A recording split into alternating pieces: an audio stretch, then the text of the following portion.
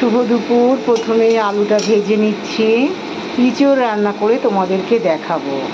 এবারে তেলের মধ্যে জিরে দিয়ে দিলাম। কাঁঠালের এঁচড়টা সেদ্ধ করে জল ঝরিয়ে রেখেছি, এটাই রান্না করব। আর মশলাটা দেখো, এই যে টমেটো, এটা লবণ, হলুদ আর একটুখানি কাশ্মীরি লঙ্কা আর আদাটা গ্রেট করে নিয়েছি, আর কাঁচা লঙ্কা চিড়েছি। এইটুকু মশলা দিয়েই আমি রান্না করব, অন্য কোনো বাটা মশলা আমি দেব না। এবার এর মধ্যে টমেটো দিয়ে দিলাম। এতটুকু মশলা দিয়ে আমি এই ইঁচড়টা রান্না করে তোমাদেরকে দেখাবো, মশলা ছাড়াই। এটা বলতে জানে কি বলো তো, শুধু একটু কাশ্মীরি লঙ্কার গুঁড়ো দিয়েছি আর সামান্য উপকরণ দিয়েই আমি রান্নাটা করে তোমাদেরকে দেখাচ্ছি। এটার মধ্যে একটু হালকা জল দিয়েছি, এবার এটার মধ্যে ঢেলে দিলাম। এদিকে আমি ডালটা বসিয়ে দিয়েছি, আর এদিকে পটল ভাজা হয়ে গেছে, আর মিষ্টি কুমড়োটা ভাজা ভাজা করে নিয়েছি কাঁচা লঙ্কা দিয়ে। আর ভাতও হয়ে গেছে, ভাতের মধ্যে পেঁপে আর উচ্ছে সেদ্ধ আছে। এই আম দিয়ে ডালটা করব। ততক্ষণে দেখো ভালো করে কষানো হচ্ছে, আর একটু হবে। এই মশলাটা যত সুন্দর করে কষানো হবে তত সুন্দর হবে রান্নাটা। এর মধ্যে একটু সামান্য হিং দিয়ে দিচ্ছি, এই যে হিং। একদম তেলটা ছেড়ে দিয়েছে, এবারে আমি ইঁচড়টা ঢেলে দিলাম। ইঁচড় তো বোঝো তোমরা, কাঁঠালের ইঁচড়, এই জন্য আর বলছি না।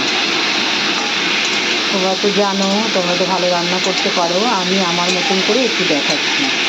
এখনকার দিনে মানুষের এত ব্যস্ত থাকে, অত মশলা বাটার সময় কখন। আর আমরা বেশি একটা মশলা খাই না, আমি এইভাবে রান্না করি, তাই অসাধারণ লাগে। এবারে দেখো ভাজা আলুটাও দিয়ে দিলাম। আর আমার জন্য দেখো সাবু ভিজিয়ে রেখেছি। আজকে নীল পুজো, তারপরে একাদশী, আমি আজকে সাবুটা খাবো। আর এই নারকেলটা কুড়াবো, পরে কুড়িয়ে সন্ধ্যাবেলা খাবো এটা। আমি আজকে ভাত খাবো না, এই দাদাভাই একা খাবে। কী বলবো তোমাদের, অল্প একটু রান্না করাই যায় না। যতই অল্প করতে যাই ততই বেশি হয়ে যায়। তোমরাও চলে আসো। দেখো ভালো করে কষিয়ে নিচ্ছি। দেখো সামান্য উপকরণ দিয়ে এত অসাধারণ রান্নাটা হয়, কি আর বলার নেই।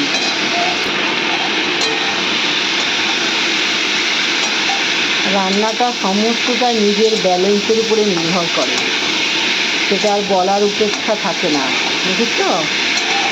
দিদি রান্না করছে আর তোমাদের সঙ্গে গল্প করছে, এইভাবেই চলছে জীবন। লাস্টে একটু ঘি দেবো, আর এই যে গরম মশলা দেবো। আর দেখো কতটুকুনি ভাত রান্না করেছি, ওর মধ্যে পেঁপে আর উচ্ছে সেদ্ধ দিয়েছি। অল্প, মানে হাফ কোটোরও কম চাল রান্না করেছি। দাদাভাই একা একা তো খেতে পারবেন না, এই জন্য। এবার কষানো হয়ে গেছে, এখন জল দেবো। যেহেতু আগে থেকে সেদ্ধ করা, বেশি একটা জল লাগবে না, অল্পই দেবো।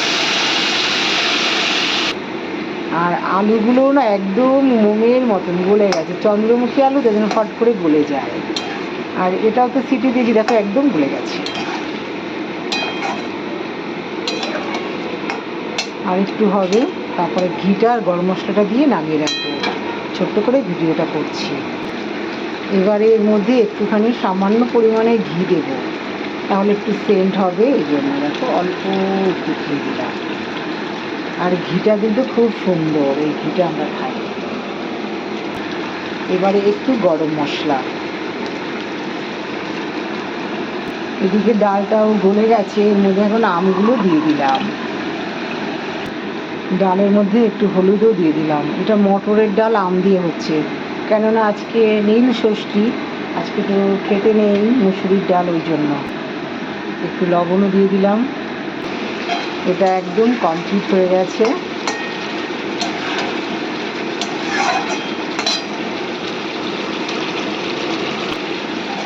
দেখো কতটা সুন্দর এসছে কালারটা।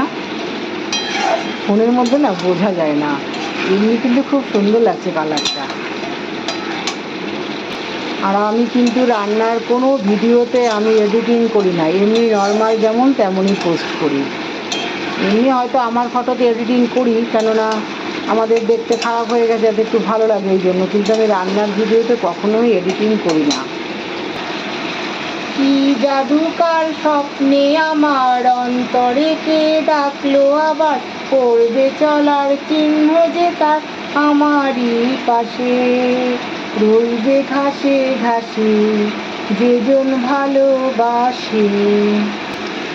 আশা ভোসলের গান শুনিয়ে দিলাম। জানো তো শিপ্রাদি একজন গানের পাগল, পারে না কিন্তু চেষ্টা করে।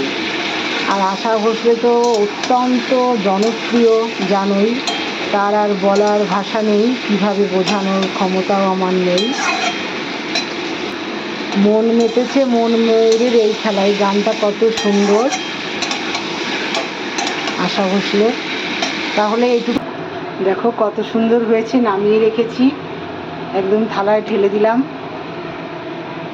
তেলটা গরম হয়ে গেছে, সর্ষে আর শুকনো লঙ্কা দিয়ে দিলাম। এবারে ডালটা সোমবার দিয়ে দিচ্ছি, মটরের ডাল। তোমাদের দাদাভাই ডাল না হলে হবে না, যাই রান্না করি না কেন ডালটা চাই চাই। তাহলে আর ভিডিওটা বেশি বাড়ালাম না, তাই অনেকটাই বড় হয়ে গেছে। টাটা বাই বাই, সবাইকে অনেক অনেক শুভকামনা রইল শুভ দুপুরের।